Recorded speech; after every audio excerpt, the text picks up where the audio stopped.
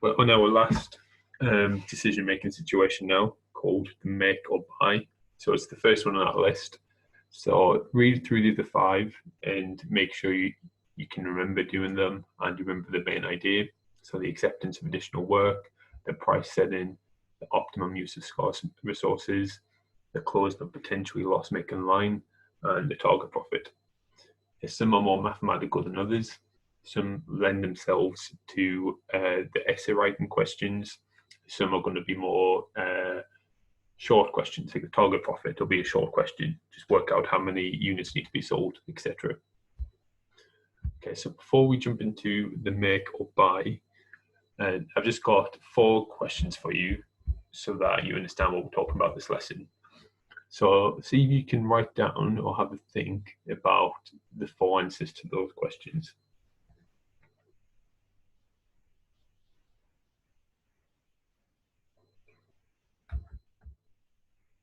Okay, so the difference between variable and fixed costs. Well, variable costs are those that increase as the number of units increase, and fixed costs are the ones that don't change, no matter how many units are being sold. So stuff like rent would be a fixed cost, and materials and labor costs would be a variable cost. Difference between direct and indirect. Well, direct, which we can also call prime costs, I think you've seen that word already, they can be linked to the making of an extra unit or more units, directly linked. So that's stuff like the materials and the labour. That's very, very similar to variable costs. Slight difference, but similar. And indirect costs are those that can't be linked to the making of one extra unit. So stuff like depreciation, stuff like that. Definition of marginal cost. Well, marginal cost is the cost to produce one extra unit. Now, that's pretty much the variable costs. There will be some instances where they're different, but for the time being, just think of them as the same thing. And the formula for the contribution per unit, well, it's this. It's a selling price, take away the variable costs. That gives us that contribution. And if we took away the fixed costs, we would then get the profit. Okay, next thing. So we need to look at 2 new terms before we talk about make or buy. Hopefully they're quite obvious terms. I'll give an example for the first one. So opportunity cost, well, this is the lost contribution by making another product.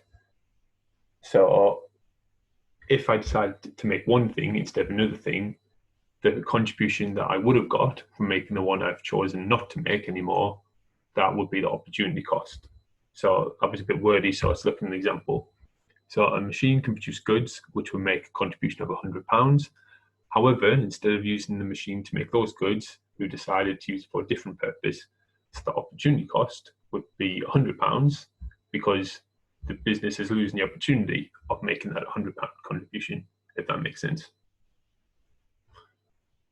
Yeah, so it's the amount of money that, or the contribution, sorry, that we're not going to make anymore because we've chosen not to do it. And the second new term is the relevant cost of manufacturing a product. So by making a product ourselves, the relevant cost is made up of 3 things. The variable costs, plus any fixed costs which are directly linked to that product. So it's the fixed costs that are also direct costs, and opportunity cost. Now in the exam you might not have all 3 things. You might just have opportunity cost and variable cost, but that's all the 3 things you might need. So the idea of make or buy is a business will sometimes have to decide whether they should make a product themselves or buy it from an outside supplier. So it could be a sandwich shop, they make the sandwiches themselves and they buy sandwiches in. It doesn't necessarily need to be the goods they're selling, it could be part of the good. So you could be manufacturing cars and there might be a part of the car that you think, do I make this part myself or do I buy this part in? So when we're deciding, there's 3 rules that we should consider when we make this decision. So I'll do them one at a time. So the first rule is we look at the marginal cost of making the product, and if the marginal cost is lower than what we would have to pay the supplier, then we make the product because it'd be cheaper for us to make it than buy it. However, if it's the other way around, so if the marginal cost is higher than what the supplier is charging, then we would buy it because it would be cheaper to buy than make. I hope that sounds obvious. Now, that rule assumes there's no lost opportunities, there's no fixed costs that can be linked. If there is, that leads to rule 2. So rule 2 is just an extension of rule 1. The same thing, but instead of marginal cost, it's the relevant cost this time. So if the relevant cost of making the product is lower than what the supplier is charging, we make it, or if it's higher, we buy it. So always going for the cheapest cost. And the third rule is that we should look at non-financial factors as well. Now, this one is not an easy one to say whether you should make or buy. It depends on the situation. So look at the quality of the product, the reliability, staffing issues, long-term availability. But we'll talk more about those at the end after we've done some numerical examples. So let's just look at rule 1, first of all, when all we've got is variable costs. So I've got 4 different products in my company, A, B, C, and D. You can see all the variable costs, and you can see the price that a supplier will charge us for. A, it would be £12 to buy, B would be £16, C would be £20 to buy, and D would be £14 to buy. So the thing you would have to do in the exam, you would have to work out what the total cost to make the product itself is. So just add up all the variable costs to get £14 for A, 13 for B, 15 for C, and 16 for D, and then decide, do we make or buy? So just using rule 1, so ignoring non-financial factors, we look for what's the cheapest cost, making it or buying it. So for A, hopefully you should be able to see that's buying. For B, it's cheaper to make. For C, it's cheaper to make. And for D, it's cheaper to buy. Yeah, it's simple as that. Okay, now we're going to do the same scenario, but I'm going to put some fixed costs in, which can be linked to the production of the goods. Yeah, so stuff like rent, you can't link to production of the goods, but perhaps a bit of salary you could link to different goods. Maybe it's different managers work on the different products. You could link that to the production of the goods, despite it not being a variable cost, because the manager might get a fixed wage rather than a labour worker who would just get paid per hour, for example. So it's the same costs, except this time I've also told you how many units we will make for each good. So that's the top row. So for A is 1,500, B is 1,000, C is 5,000, and D is 7,000. I've kept the totals on there so you can still see how much it costs to make them just from the variable goods. Now I've also given you the fixed costs, which are directly attributable to those goods. So for A, £3,000 of the fixed costs are directly linked to making A, and same for B, C, and D, you've got those numbers there. So the first thing you'd have to work out is what would that fixed cost be per unit? So to work out for A, you would just do 3,000 divided by how many units? So divide by 1,500 to get £2 per unit. For B, 4,000 divided by 1,000 is £4 per unit, etc. So you can see where that row is coming from. Now we can work out the total relevant cost. So it's the marginal cost plus any fixed costs which are directly linked to making the products. So for A, I'll do 14 out 2, for B, I'll do 13 out 4, for C, I'll do 15 out 2, and for D, I'll do 16 out 1. So I've got the total relevant cost. Now we can look at making or buying it. So remember, we go for the cheaper cost, the cost to make, so the relevant cost, or the cost to buy, so the supplier price. So the first one, 12 is less than 16, so it's cheaper to buy. Second one, 16 is less than 17, so it's cheaper to buy. C, 17 is less than 20, so it's cheaper to make. And D, 14 is less than 17, so it's cheaper to buy. And again, this is not looking at any non-financial scenarios. This is just the financial stuff. Okay, let's look at an example. So it's an exam style question. That would be on section B, so a shortish answer rather than a long answer. So XYZ company has been manufacturing its own widgets that are used in production, producing its final product. The cost of manufacturing 10,000 widgets is summarized below. So we have direct materials is £20,000, direct labour is £16,000, variable overhead is £9,000, fixed overhead is £15,000, and total manufacturing cost, well, we add them up and we get £60,000. So if I was working out the marginal cost, I'm just going to mention this here, it will be the first three, the direct costs and the variable costs.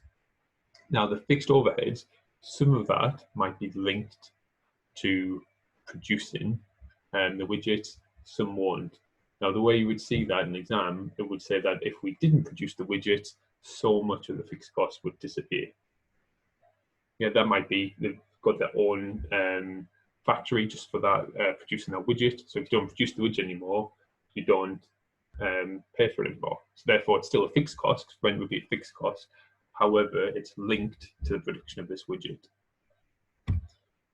So the scenario is a supplier offers to produce the widget that XYZ need for £5.30 plus delivery cost of 50p per widget. If the company does decide to buy from the supplier, 60% of the fixed factory overhead, which represents depreciation and insurance costs, will still continue. So 60% of that fixed overhead will still continue, whereas 40% will be avoided. So 40% of that fixed cost is linked to making the widgets, because that will disappear if we stop making the widgets. So I hope you can see that 60% are true fixed costs, they're indirect fixed costs, whereas the 40% are kind of the direct fixed overheads, so that makes sense. So should the company continue to make the widget or purchase from the outside supplier? And then the part B is going to be the same thing, however, we're going to use space to manufacture the widgets. We're going to rent that out if we buy it for 7,500. But I'll talk about that more after we've done part A. So for part A, it's on the board all in one go. My animation skills haven't worked very well on here, you can see. So first of all, we need to get the marginal cost and then get the relevant cost. So the numbers in the question for the direct material, that's £20,000, but that's for 10,000 widgets. So I do 20,000 divided by 10,000 to get £2 per widget for direct material. Do the same for labour, and do the same for variable overhead to get £1.60 and 90p. Add them up to get the marginal cost is £4.50. But since they've mentioned about the fixed cost being split in two, so the indirect fixed cost and the direct fixed cost, we need to add on the fixed costs which are linked to making the widgets. So that's the 40%. If we stop making the widgets, those 40% was avoided. So that 40% is just for the widgets. So I'll do 40% of £15,000, and that would give you £6,000. Divide that by the 10,000 widgets to get 60p. Add that on to the marginal cost. So the relevant cost would be £5.10. Okay, so that's how much it would cost to make it. Let's have a look at how much it would cost to buy it. So the purchase price is £5.30, delivery cost is 50p, and the total cost is £5.80. So to make it, it's £5.10. To buy it is £5.80. So what do you think we should decide? Should we make it ourselves or should we buy it?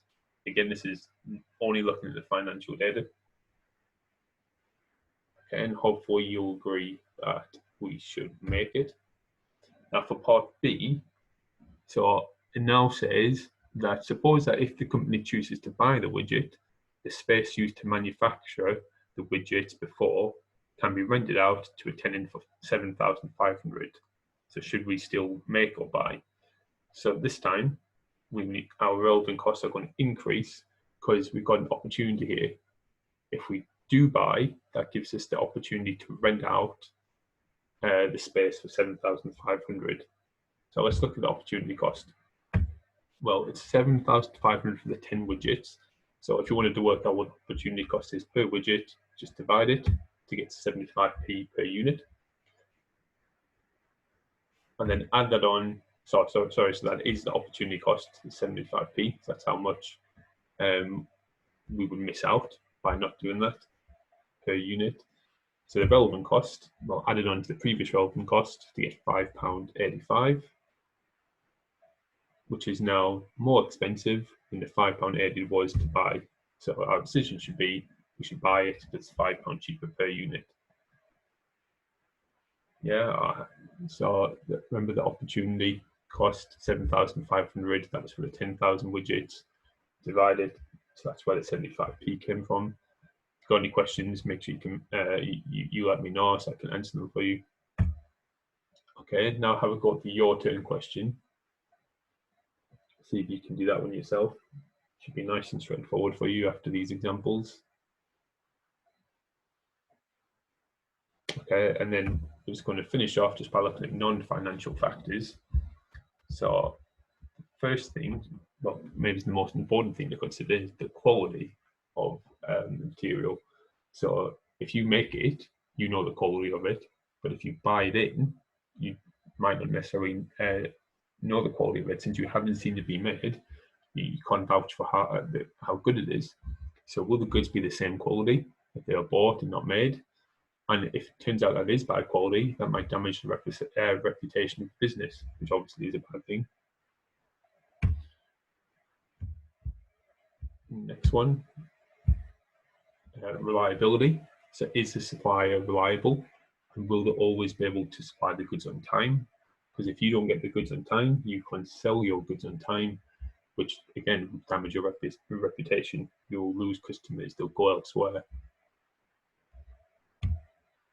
Continuation.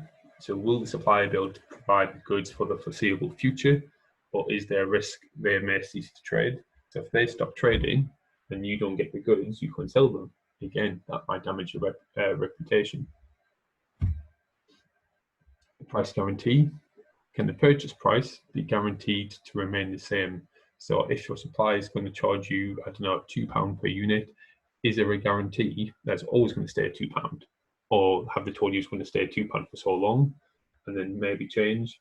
So it's always best to try and guarantee it's a fixed amount. So for example, if they're guaranteed for a year, that might be better to buy because that cost is something fixed. You know what it's going to be, you can budget for it. Whereas if you made it yourself, the costs for labor, the costs for materials, they might change. So it might become more expensive for you to make it. It might vary for you to make it, whereas buying it, it's going to be fixed. Yeah, other opportunities. So if the goods are purchased, then what can be done with the spare resources? So what can be done with the employees that are not making anymore? What can be done with the assets that aren't being used anymore, like the equipment? What can be done with the time? What can you do? Can you produce something else instead? If you rent out a factory, what can be done with the factory? Yeah, so that could be a good thing with buying if it lets you do other stuff. Future switch. So if the supplier decided to stop trading or had to stop trading, how easy would it be for you to rehire, retrain employees to make the goods? Now, this is important. If you've currently got really skilled workforce, you might not want to let them go. So it might be better for you to make the product and keep them. Because if you let them go, then in a year's time, you need to retrain people. It's going to be quite expensive. And also that people might not want to come and work for you if they feel like they might be fired at any time. Closing costs.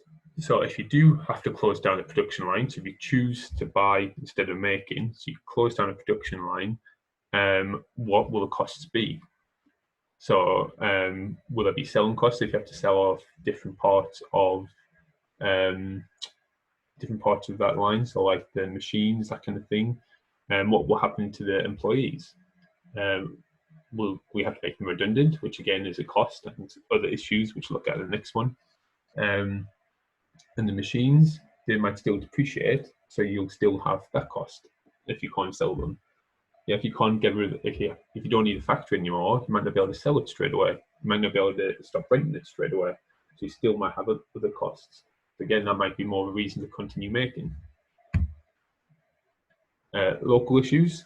So if you close down the factory, will that lead to redundancies, which could have an impact on the local community? So, for example, the unemployment rate might rise. So again, that's not a good thing.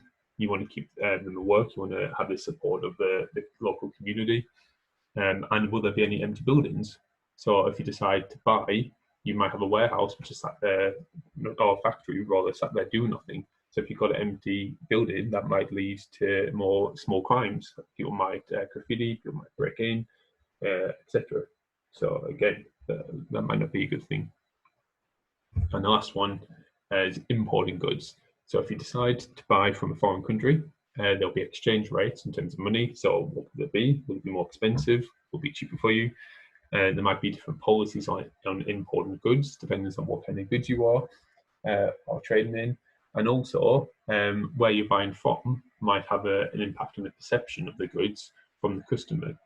So if it's something to do with, I don't know, fashion, and you get it from France, Italy, those kind of countries, then people might be really excited, really happy, because they link those countries with fashion.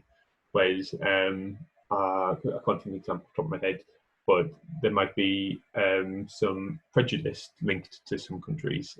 If you buy goods from there, and people might not want to buy goods if it's linked from there. It could be political reasons as well.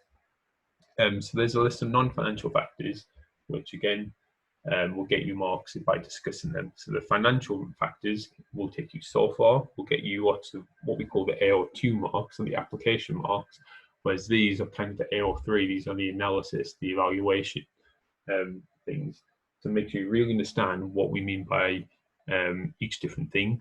And in an exam, you might not need to talk about every single different thing on that table, but in the question, there'll be a lot of cues which gives you a hint about what they want you to talk about. We'll do an example together so you can have a look at what I mean by that. Okay, now if you just finish off practice, there's 3 questions for you to have a go at.